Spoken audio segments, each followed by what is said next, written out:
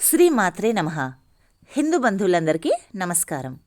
ఈరోజు మనం ఈ వీడియోలో స్కాంద పురాణాంతర్గత కార్తీక పురాణంలోని 17వ అధ్యాయము అంగరీ సూక్త తత్వబోధ మరియు పార్వత్య శ్రీ శంకరోక్త జ్ఞానబోధ ఇప్పుడు మనం చెప్పుకుందాం. అంగీరస మహర్షి స్తంభదీపం పెట్టినటువంటి మొద్దు నుండి బయటపడిన ఉద్భూత పురుషునితో ఈ విధంగా చెప్పుచున్నాడు. ఓయి కర్మబంధముక్తులు, కార్యకారణములు, స్థూల సూక్ష్మములు ఈ జంటల సంబంధమే దేహము అనబడును. నీవడిగిన ఈ విషయము పూర్వమందు కైలాస పర్వతమున పార్వతీదేవికి శంకరుడు చెప్పెను. దానిని ఇప్పుడు నీకు చెబుతాను, శ్రద్ధగా వినుము. జీవుడు అనగా వేరెవ్వరూ కాదు, నీవే జీవుడవు. నేను ఎవ్వరిని అంటే నేను ఆ బ్రహ్మనే అయి ఉన్నాను. ఇందులో సందేహం లేదు. దేహమనే బుద్ధిని విడిచి నిత్యమైన ఆత్మ గురించి చింతించు. మునీశ్వరుని మాటలు విని ఉద్భూత పురుషుడు ఈ విధంగా అడిగెను. మునీశ్వరా, మీరు చెప్పిన రీతిగా వాక్యార్థ జ్ఞానము నాకు కలుగలేదు కనుక నేనే బ్రహ్మను అనే వాక్యార్థమును ఎలా తెలుసుకోగలుగుతాను? ఈ వాక్యార్థ బోధకు హేతువైన పదార్థ జ్ఞానము నాకు తెలియలేదు కనుక నాకు తెలియచేయండి అని అడిగాడు. అప్పుడు మునీశ్వరుడు, ఆత్మ అంతఃకరణమునకు తద్వ్యాపారములకు సాక్షియు, చైతన్యరూపియు, ఆనందరూపియు, సత్యస్వరూపమై ఉన్నది. ఇట్టి ఆత్మను నీవెందుకు తెలుసుకోవడం లేదు? సచ్చిదానంద స్వరూపుడు బుద్ధికి సాక్షి అయిన వస్తువునే ఆత్మగా తెలుసుకో. ఈ దేహమే అనే బుద్ధిని విడిచి నిత్యమైన ఆత్మ గూర్చి చింతింపుము. దేహము ఘటము వలె రూపము కలిగిన పిండము కనుక ఇది ఆత్మ కాదు. ఇది కాక ఈ దేహము ఘటము వలె ఆకాశాది పంచమహాభూతముల వలన పుట్టినది కనుక దేహము వికారము కలది, ఆత్మ కాదు. ఇట్లే ఇంద్రియములు ఆత్మ కావు అని తెలుసుకో. అట్లే మనస్సులు, బుద్ధి, ప్రాణములు ఆత్మవస్తువులు కావు. దేహేంద్రియాదులన్నీయు ఎవని సాన్నిధ్యము వలన ప్రకాశించి పనిచేయుచున్నవో అట్టి వానిని ఆత్మగా ఎరుగుము, అనగా అతడే నేనని తెలుసుకో. లోపలికి మలుచుకొనబడిన ఇంద్రియాదులతో తెలియదగిన దానికి ప్రత్యక్ అని పేరు. ఇనుమును అయస్కాంతమని వలె తాను వికారిగాక బుద్ధ్యాదులను చలింపచేయున్నది ఏది కలదో అది నేను, అనగా ఆ బ్రహ్మను అని తెలుసుకో. ఎవని యొక్క సాన్నిధ్య మాత్రము చేత కదలిక లేని దేహేంద్రియ మన ప్రాణములు జన్మలేని ఆత్మవలే కదలిక కలిగి ప్రకాశించుచున్నవో ఆ బ్రహ్మను నేను అని తెలుసుకో. ఎవరు వికారి కాక సాక్షి అయి స్వప్నమును, జాగరణమును, సుషుప్తిని, వాటి యొక్క ఆద్యంతములను నేను సాక్షి అని తెలుసుకున్నచున్నాడో అది బ్రహ్మ అని తెలుసుకో. ఘటమును ప్రకాశింపచేయు దీపము ఎలా ఘటము కంటే భిన్నమో అలాగే దేహాదులను ప్రకాశింపచేయు బోధరూపుడైన నేను ఆత్మ అని తెలుసుకో. ఎవరు సర్వప్రియుడై నీ యొక్క పుత్రమిత్ర ప్రియాప్రియాది భావములను ద్రష్టగా చూచునో వాడే నేను అని, అనగా బ్రహ్మ అని తెలుసుకో. నిత్యము ఎన్ని మారులు చూచిననో నిత్యానందమునకు స్థానమైనదే బ్రహ్మ, అదే నేను అని తెలుసుకో. సాక్షియు బోధరూపుడు అగువాడే నీవు అని ఎరుగుము. సాక్షిత్వమును, జ్ఞానరూపత్వమును అవికారియగుట ఆత్మకే కలవు.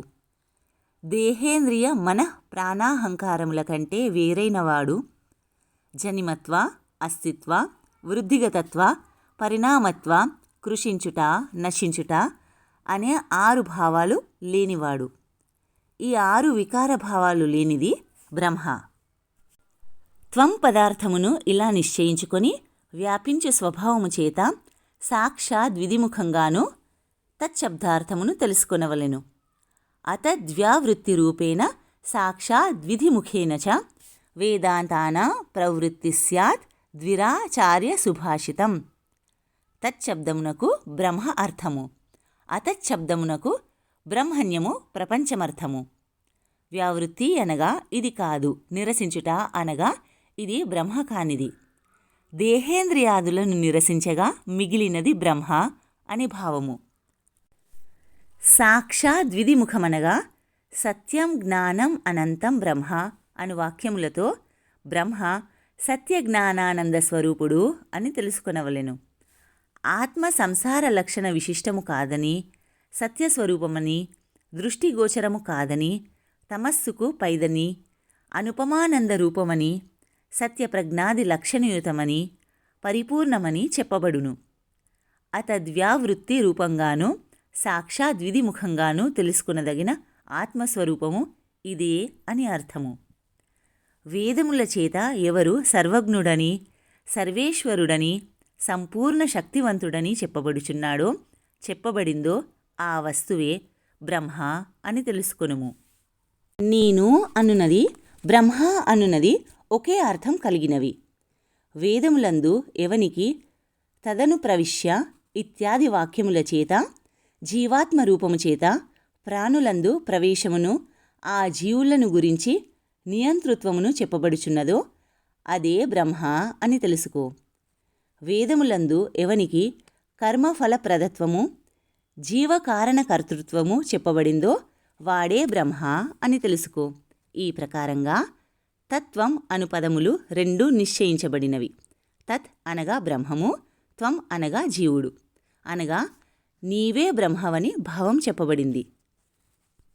ముందు వాక్యార్థమును చెప్పెదను. వాక్యార్థమనగా తత్వం పదములకు ఏకత్వము చెప్పబడును. ప్రత్యేగాత్మయే అద్వయానంద రూప పరమాత్మయే ప్రత్యేగాత్మ. ఈ ప్రకారంగా అన్యోన్య తాదాత్మ్యము ఎప్పుడు అనుభవమున కలుగునో అప్పుడే త్వం పదమునకు అర్థం తెలియును. బ్రహ్మ కాదు అనే భ్రాంతి నశించును. తాదాత్మ్యమనగా అది ఏ ఇది అని అర్థము అనగా ఐక్యము. తత్వమసి అనగా తత్ త్వం అసి. ఈ వాక్యార్థమునకు తాదాత్మ్యము చెప్పవలెను. అప్పుడు వాచ్యార్థములైన కించిజ్ఞత్వ, సర్వజ్ఞత్వ, విశిష్టులైన జీవేశ్వరులను వదిలి లక్ష్యార్థములైన జ్ఞత్వము, పరబ్రహ్మము గ్రహించిన ఎడల తాదాత్మ్యము సిద్ధించును. ముఖ్యార్థముకు బాధ కలిగినప్పుడు లక్షణావృత్తిని ఆశ్రయించవలెను. ఈ లక్షణావృత్తి 3 విధములు. అందులో ఇచ్చట భాగలక్షణను గ్రహించవలెను. అనగా కొంత పదము విడిచి కొంత పదము స్వీకరించుట భాగలక్షణ అనబడును. తత్వమసియందు సర్వజ్ఞత్వ కించిజ్ఞత్వములను వదిలి కేవల జ్ఞానాత్మత్వ మాత్రమునే గ్రహించిన ఎడల అభేదము సంభవించును. తత్ అనగా అది, త్వం అనగా నీవు, అసి అయితివి అనగా నీవే బ్రహ్మవైతివి అని భావము. సోయందే వదత్త ఇత్యాది స్థలమందును ఇట్లే బోధ చేయబడుచు తత్కాల తద్దేశ విశిష్టుడగు దేవదత్తుడు, ఏ తత్కాల ఏ తద్దేశ విశిష్టుడగు దేవదత్తుడు అను వాక్యములలో విశేషణములను తీసివేసినచో దేవదత్తుడు ఒక్కడే అని భాషించును. అట్లే సర్వజ్ఞత్వం కించిజ్ఞత్వాలు వదిలి కేవల జ్ఞత్వములు గ్రహించినచో ఆత్మ ఒక్కటే అని భాషించును. నేను బ్రహ్మను అనే వాక్యార్థ బోధ స్థిరపడే వరకు శమదమ్మాది సాధనములు చేయుచు శ్రవణ మనన నిధిధ్యాసలను ఆచరించవలెను. ఎప్పుడైతే శృతి చేత, గురు కటాక్షము చేత తాదాత్మ్య బోధ స్థిరపడునో అప్పుడు సంసార మూలము నశిస్తుంది. కొంతకాలం మాత్రం ప్రారబ్ధ కర్మ అనుభవించి ప్రారబ్ధ క్షయమందు పునరావృత్తిరహితమైన మోక్షమును పొంది నిరతిశయానందముతో ఉండును. కాబట్టి ముందు చిత్తశుద్ధికై కర్మను చేయవలెను. ఆ కర్మ విధి అంతయు గురువు ద్వారా తెలుసుకుని చేసి తత్ఫలమును హరికి సమర్పించి విగత పాపుడై తరువాత ఆ పుణ్యము చేత మంచి జన్మమెత్తి శ్రవణాదులను అభ్యసించి విజ్ఞాని అయి కర్మబంధమును తెంచుకొని మోక్షమొందుదువు. ఇందులో సందేహము లేదు అని అంగీరసముని ఉద్భూత పురుషునికి చెప్పెను. స్కాంద పురాణాంతర్గత కార్తీక పురాణంలోని 17వ అధ్యాయం సంపూర్ణం. దేవాధిదేవులైన పరమేశ్వరుడు మరియు శ్రీ మహావిష్ణువు యొక్క కృపాకటాక్షాలు ఆశీస్సులు సదా మనందరిపై ఉండాలని కోరుకుంటూ స్వస్తి.